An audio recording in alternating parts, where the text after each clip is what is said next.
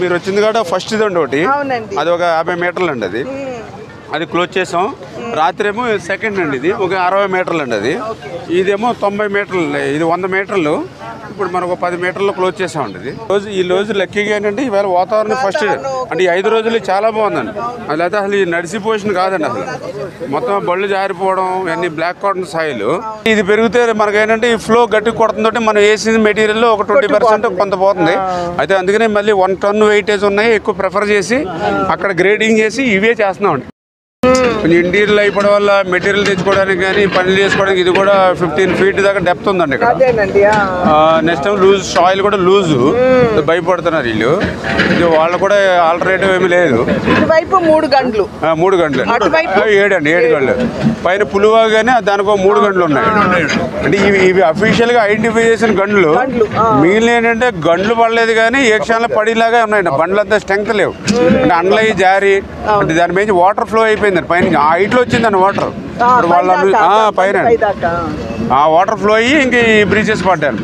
కృష్ణాకి దీని నుంచి వెళ్తున్నాను పడిసేమ్. అది అందుకని పోలవరం నీరు వెళ్ళాలి కదా, దీన్ని 35,000కి ఎక్స్టెండ్ చేసి లైనింగ్ పెట్టారు. మన టైంలో 80% దాకా అయినాయి.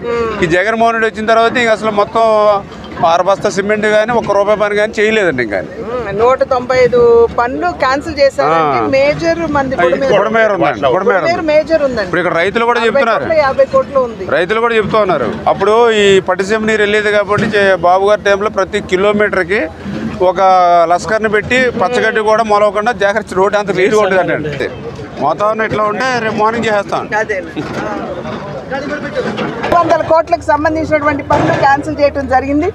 దాన్ని పర్యవసానంగా చివరికి ఒక గడ్డి మొలక కూడా తీసివేయనటువంటి పరిస్థితి. అంటే ఎటువంటి మెయింటెనెన్స్ లేకుండా ఇవాళ బండ్లు ఈ స్థాయిలో బలహీనపడ్డాయంటే ఇంతకు ముందున్నటువంటి ప్రభుత్వ హయాంలో కనీసం కూడా ఒక చిటికెడు మట్టి అక్కడ వేయనటువంటి సందర్భంలోనే ఈ రకంగా ఇబ్బందికర పరిస్థితుల్ని విజయవాడ వాసులు, విజయవాడ ప్రాంతం కూడా ఎదుర్కొంటుంది అనేటువంటి విషయం. ఏదేమైనప్పటికీ కూడా ఈరోజు రాష్ట్ర ప్రభుత్వం చంద్రబాబు నాయుడు గారి నాయకత్వంలో రిలీఫ్ ఫండ్ ఏదైతే అందిస్తున్నారు, నిన్ననే శివరాజ్ సింగ్ చౌహాన్ గారు రావడం జరిగింది విజయవాడకి. కేంద్ర వ్యవసాయ శాఖ మంత్రి వచ్చి ఇక్కడ ఉన్నటువంటి డ్యామేజ్ ఏదైతే ఉందో అది ఇళ్లకు కావచ్చు, పంట పొలాలకు కావచ్చు, వీటన్నిటిని పరిశీలించడానికి రిపోర్ట్ తయారు చేసి కేంద్రానికి ఇవ్వడానికి మోడీ గారు వారిని పంపించారు. వారు నిన్న జక్కంపూడి అటువైపు అంతా కూడా తిరగడం జరిగింది. ఇవాళ కేసరపల్లి అటువైపు వెళ్ళి రైతులతో కూడా స్వయంగా వారు సంభాషించడం జరిగింది.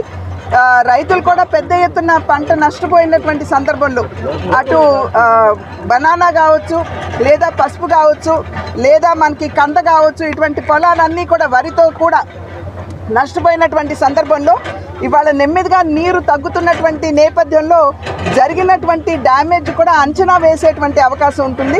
ఆ అంచనాలన్నీ కూడా కేంద్ర ప్రభుత్వానికి ఇవాళ రేపట్లో సమర్పిస్తామని చంద్రబాబు గారు కూడా చెప్పడం జరిగింది. కనుక కేంద్ర ప్రభుత్వం కూడా వెంటనే స్పందించి తక్షణ సహాయం, అదేవిధంగా లాంగ్ టర్మ్ సహాయం, ఈ రెండు కూడా ఏ విధంగా చేయాలో దృష్టి పెడతామని చెప్పి శివరాజ్ సింగ్ చౌహాన్ గారు కూడా చెప్పారు. మేము సైతం వారధులుగా ఉంటూ రాష్ట్రానికి జరిగినటువంటి డ్యామేజ్ ఏదైతే ఉందో, కోల్పోయిందో దాన్ని కూడా పూడ్చడానికి మా వంతు కృషి, మా వంతు బాధ్యతను మేము ఖచ్చితంగా నిర్వహిస్తాం.